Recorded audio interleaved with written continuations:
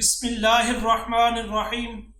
अस्सलामु अलैकुम दोस्तों, welcome back to my YouTube channel UNS academy से मैं हूं हाफिज उसामा अली। आज की वीडियो में हम कवर करेंगे एमएस वर्ड की डिज़ाइन टैब को।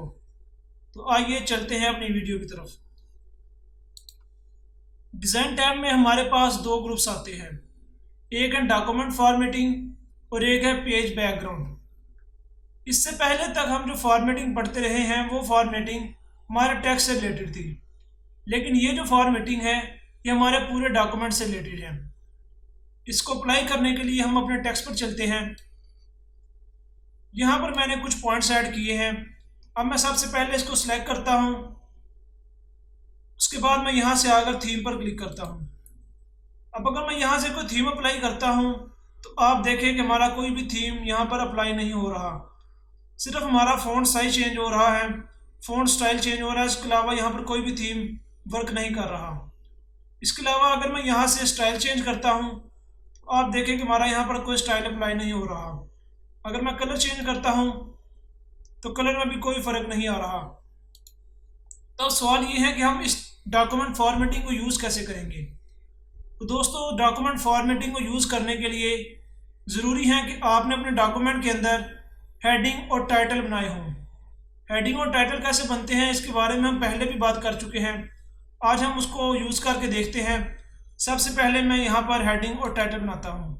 तो माइक्रोसॉफ्ट वर्ड ये हमारे पास एक टाइटल है। होम पर जाएं, यहाँ पर आपके पास स्टाइल है, यहाँ पर आपके पास डिफरेंट ऑप्शंस हैं। इसमें आपके पास normal, no spacing, heading, heading 2, heading 3 या टाइटल। अब मैंने इसको टाइटल बनाना है तो मैं यहाँ पर टाइटल पे क्लिक करूँगा। इसके बाद हमारे पास ये मुख्तलिफ टैब्स हैं, file tab, home tab, insert या डिज़ाइन टैब। तो मेरे पास जो टैब फाइल है इसको मैं हेडिंग 1 देता हूँ। इसके बाद हमारे पास है होम टैब। होम टैब को मैं हेडिंग 1 देता हूँ। उसके बाद होम टैब के अंदर हमारे पास ग्रुप्स थे, अब उन ग्रुप्स को मैं हेडिंग 2 देता हूँ। अब इस पर मैं क्लिक करता हूँ और इसको देता हूँ हेडिंग 2। तो इस तरह मैं सबको अरेंज करता हूँ, सबको मैं हेडिंग देता हूँ।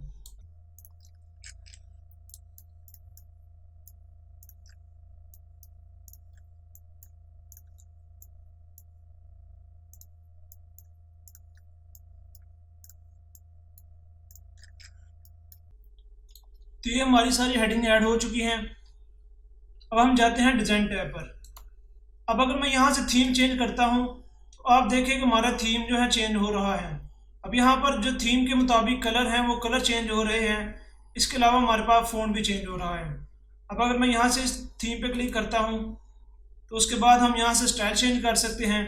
यहाँ से हम अपनी पसंद का कोई भी स्टाइल रख सकते हैं। मैं इस पर क्लिक करता हूँ तो अब आप देखें कि हमारे पास जो यहाँ पर स्टाइल था वो चेंज हो चुका है। अब यहाँ पर जो हेडिंग 1 थी वो हाईलाइटेड है। इसके अलावा जो हेडिंग 2 थी वो भी यहाँ पर हाईलाइटेड है, लेकिन वो बहुत कम है। इसको मैं जूम इन करके दिखाता हूँ आपको। तो आप देखें कि हमारे यहाँ पर जो हेडिंग 1 है और जो हेडिंग 2 है इनमें थोड़ा सा फ़र्क नज़र आ रहा है। इसके बाद मैं अगर कलर चेंज करता हूँ तो आप देखें कि हमारा यहाँ से कलर भी चेंज हो रहा है। अब आप अपनी पसंद का जो सा कलर आप रखना चाहें आप रख सकते हैं। इसके बाद हमारे पास आता है फ़ॉन्ट, कि अगर आपको ये फ़ॉन्ट पसंद नहीं आया तो आप फ़ॉन्ट भी चेंज कर सकते हैं। यहाँ पर आपके पास फ़ॉन्ट दिए गए हैं, आप जो सा फ़ॉन्ट रखना चाहें, जो आपको खूबसूरत लगता है वो रख सकते हैं। इसके बाद हमारे पास आता है पैराग्राफ स्पेसिंग। ये स्पेसिंग क्या करती है कि आपकी लाइन्स के दरमियान जो डिस्टेंस हैं, जो आपके पैराग्राफ्स के दरमियान डिस्टेंस है, उसको मैनेज करती है। यहाँ पर इसके ऊपर क्लिक करें, यहाँ पर आपके पास कुछ ऑप्शन दिए गए हैं। सबसे पहले नो पैराग्राफ स्पेस, अगर आप कोई स्पेस नहीं रखना चाहते।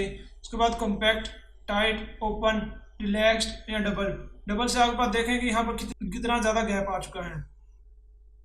इसके बाद अगर रिलैक्स करेंगे तो आपके यहाँ थोड़ा सा डिस्टेंस कम होगा। ओपन पे जाएं तो आपका और कम होगा, टाइट पे जाएं तो और कम होगा, कॉम्पैक्ट में उससे भी कम होगा। तो इस तरह आप अपनी जो स्पेसिंग है उसको भी मैनेज कर सकते हैं। इसके बाद इफेक्ट में आप अपनी फाइल को कोई भी इफेक्ट दे सकते हैं।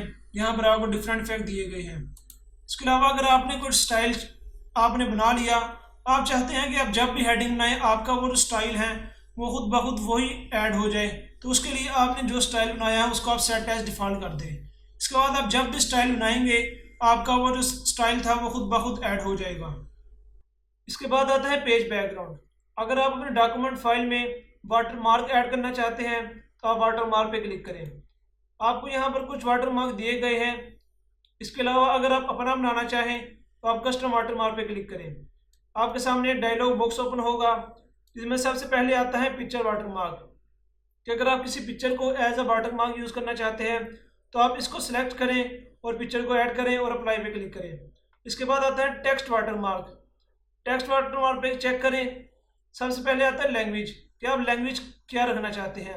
उसके बाद टेक्स्ट, आप जो भी टेक्स्ट लिखना चाहते हैं यहाँ पे टेक्स्ट लिखें। मैं यहाँ पे लिखता हूँ UNS। उसके बाद हमारे पास आता है फ़ॉन्ट, कि हम फ़ॉन्ट कौन सा रखना चाहते हैं। यहाँ पर आप जो मर्जी फ़ॉन्ट सेलेक्ट करें। उसके बाद साइज़, कि आप साइज़ क्या रखना चाहते हैं। उसके बाद कलर, कि अगर आप कलर चेंज करना चाहते हैं तो आप यहाँ से कलर भी चेंज कर सकते हैं। उसके बाद आता है लेआउट, कि आप उसको डायगोनल में रखना चाहते हैं या हॉरिजॉन्टल रखना चाहते हैं। तो आप यहाँ पे इसको सेटिंग करें, उसके बाद ओके पे क्लिक करें। तो देखिए आपका यहाँ पर वाटर मार्क ऐड हो गया।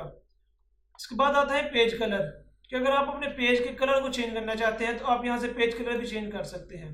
जो सा पेज कलर रखना चाहते हैं वो यहाँ से सिलेक्ट करें, आपका पेज का कलर चेंज हो जाएगा। इसके बाद आता है पेज बॉर्डर। अगर आप अपने डॉक्यूमेंट फाइल में बॉर्डर ऐड करना चाहते हैं तो आप पेज बॉर्डर पे क्लिक करें। इसमें आपको कुछ सेटिंग दी गई है। सबसे पहले है बॉक्स, कि अगर आप सिंपल सा अगर बॉर्डर रखना चाहते हैं तो बॉक्स पे क्लिक करें। अगर आप शेडो बनाना चाहते हैं तो शेडो पे क्लिक करें। अगर आप 3D बनाना चाहते हैं तो 3D सेलेक्ट करें। इसके बाद हमारे पास आता है स्टाइल, कि अगर आप लाइन का स्टाइल चेंज करना चाहते हैं तो आप यहाँ से स्टाइल भी चेंज कर सकते हैं। उसके बाद कलर, कि अगर आप अपने बॉर्डर का कलर चेंज करना चाहते हैं तो आप बॉर्डर का कलर भी चेंज कर सकते हैं। मैं यहाँ से बॉक्स पे क्लिक करता हूँ। उसके बाद ये लाइन सेलेक्ट करता हूँ। उसके बाद क्या हम विड्थ क्या रखना चाहते हैं। अगर हम यहाँ से विड्थ चेंज करना चाहते हैं तो हम यहाँ से विड्थ भी चेंज कर सकते हैं। उसके बाद आर्ट, कि अगर आप यहाँ से कोई और डिज़ाइन का सिलेक्ट करना चाहते हैं तो आपको यहाँ पे डिफरेंट डिज़ाइन दिए गए हैं, आप यहाँ से डिज़ाइन भी सिलेक्ट कर सकते हैं। इसके बाद हमारे पास आता है प्रीव्यू, आपको यहाँ पर दिखा रहा है कि ये आपका जो बॉर्डर है किस तरह का नजर आएगा। इसके बाद आता है अप्लाई टू। अप्लाई टू में आपके पास क्या है कि अगर आपने सेक्शन बनाए हैं या आपने अगर पेज ब्रेक यूज़ की है तो आप एक सेक्शन को भी दे सकते हैं, आप पूरे डॉक्यूमेंट को भी दे सकते हैं। अगर आप डिफरेंट सेक्शन को डिफरेंट बॉर्डर देना चाहते हैं तो आप यहाँ से दे सकते हैं। अभी के लिए मैं होल डॉक्यूमेंट पे क्लिक करता हूँ, ओके पे क्लिक करता हूँ, तो देखिए हमारा बॉर्डर ऐड हो गया। तो इस तरह आप अपने डॉक्यूमेंट फाइल में बॉर्डर भी ऐड कर सकते हैं। तो दोस्तों ये था हमारा आज का लेक्चर।